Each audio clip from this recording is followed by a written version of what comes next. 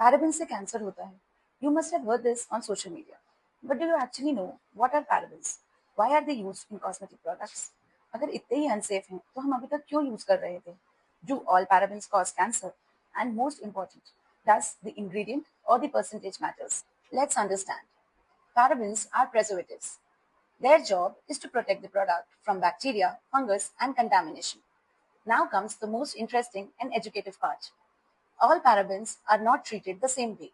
Some parabens are restricted and banned, but the most commonly used parabens, like methyl and propyl parabens, are permitted but to be used within regulated limits.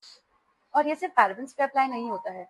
Any preservative which is used in cosmetics, be it phenoxyethanol, sodium benzoate, or parabens, have their own regulated limits, and they are used at a very much lower levels. इसलिए not only the name but quantity also matters.